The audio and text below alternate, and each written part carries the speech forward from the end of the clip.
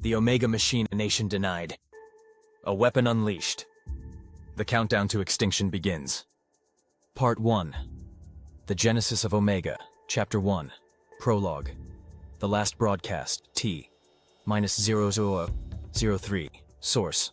Unknown transmission. Recovered from debris grid Delta. Post-event archive. The signal stuttered through static, scraping its way through frequencies that no longer followed known laws. It was a miracle anything survived to be recorded. A miracle or a mistake. The image blinked into view. A man stood against a backdrop that defied geometry. The skyline behind him, if it could still be called that, twisted like melted wireframe. Buildings looped impossibly, foundations curled upward, and chunks of sky detached from the firmament like flaking paint. A river ran backward in silence behind him, then stopped mid-flow. The man's name was Elias Carr. He had once been an investigative journalist, a truth hunter who chased corruption across continents. But now, he looked like something time had forgotten. His beard was patchy. His left eye bled. One sleeve was torn, revealing a makeshift compression wrap stained black. Not with blood, but something that shimmered unnaturally in the half-light. He adjusted the jury-rigged satellite mic with trembling fingers. Behind him, the world groaned.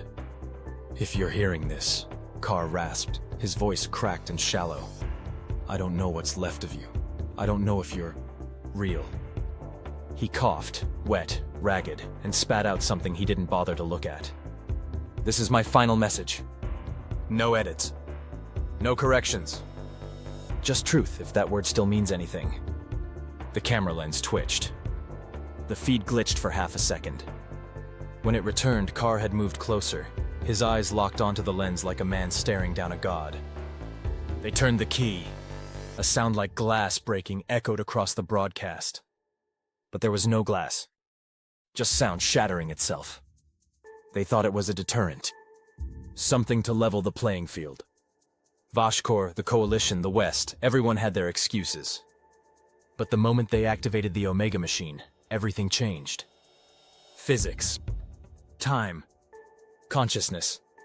Carr leaned in. His pupils were dilated, the whites of his eyes thin slivers. It wasn't a weapon. It wasn't even a machine. Not really. It was a doorway. And something answered. He reached off screen and pulled up a black binder. Its surface flickered.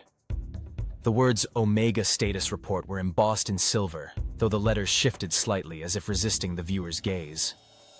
"I stole this from what was left of Site Phi. 37 people died so I could walk out of that crater. One of them was my brother." His voice cracked again. He didn't apologize. There was no time left for apologies.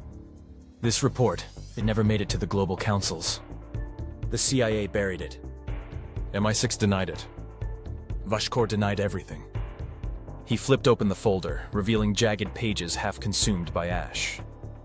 He pointed to a phrase, the camera zooming. "Phase 3 initiated. Subjective causality now fluid. Machine vocalizing in prime harmonics." A groan split the sky behind him. Carr flinched. The shadows around him lengthened unnaturally. The sun, if it still existed, now cast light in 3 directions at once. "Do you hear that?" He paused. Held his breath. "It speaks in patterns. Rhythms. It's not language, it's a rewrite function. Every word is a thread pulled from the code of reality." Carr wiped sweat from his brow. The skin where he touched it rippled, as if the timeline was trying to decide whether his hand had ever been there. "Listen to me, the Omega Machine isn't a bomb. It doesn't just destroy, it edits. Deletes. Replaces." He slammed the folder shut. "I was there when it woke up." The camera shutter jittered. Frames skipped. When it stabilized again, Carr's face had changed. Not aged. Just shifted. As though reality wasn't finished drawing him yet. At first it was small. A few towns gone dark. Satellites offline. People forgetting the names of their own children.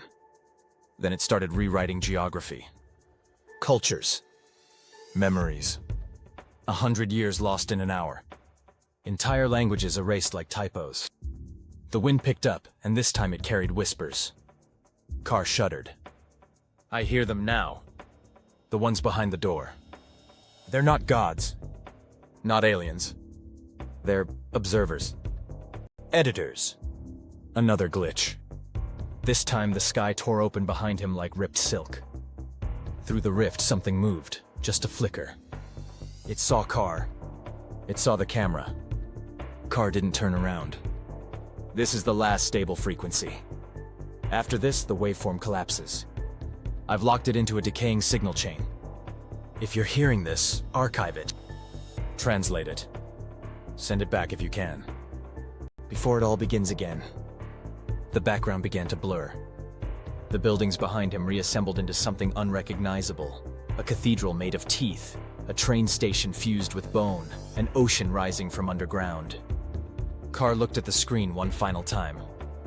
They turned the key. We could never turn it back.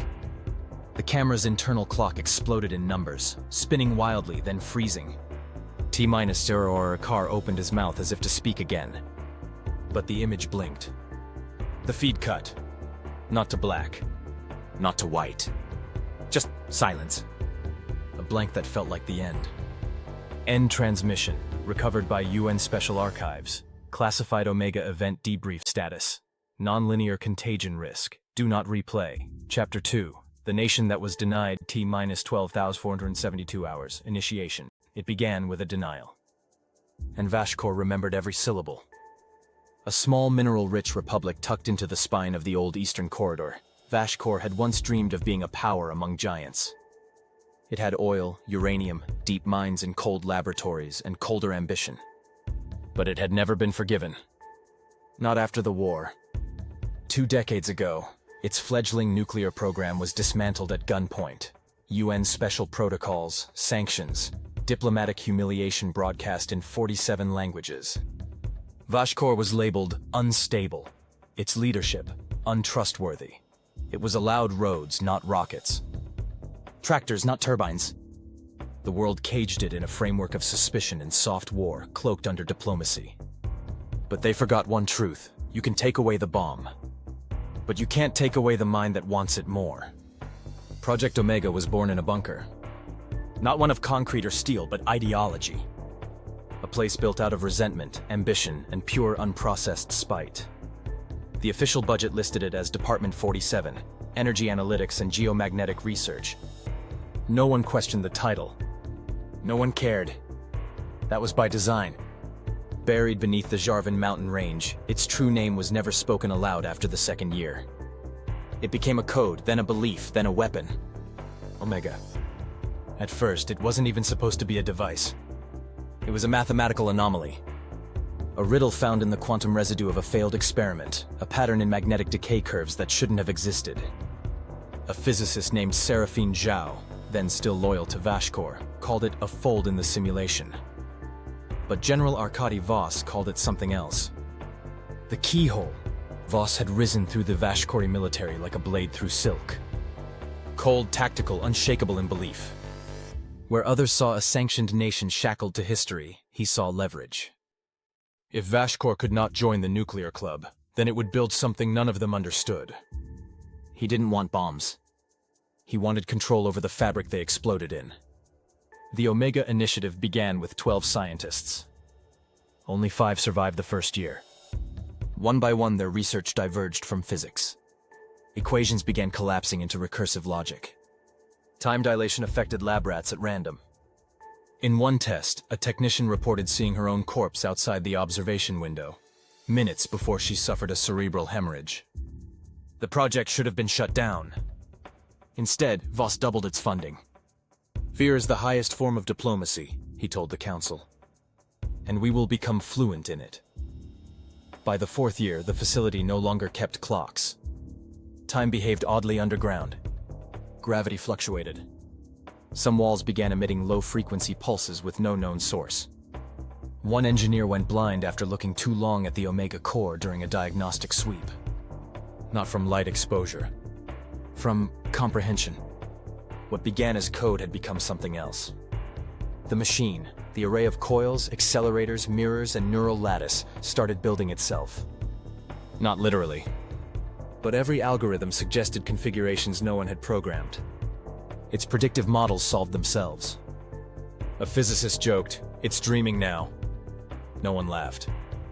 Satellite reconnaissance caught nothing. The Western agencies, NSA, MI6, even the Coalition's Deep Threat Bureau, knew something was stirring in Vashkor. Power surges. Radio shadows. A town that vanished off thermal maps for 7 hours and reappeared with roads rerouted and birth records reset. But it was all rumor. Echoes. Unprovable. Until the file leaked. An encrypted document appeared in the inbox of Elias Carr, a disgraced journalist turned independent investigator. It came from a server that no longer existed, with a return path that dead-ended in Greenland. The subject line read, "They're building something worse than nuclear." Inside were 4 attached pages. 3 were heavily redacted. The 4th said, "Project Omega, Phase 2 completed, subjective time distortion achieved. First vanishing confirmed. Population 5,192, no survivors.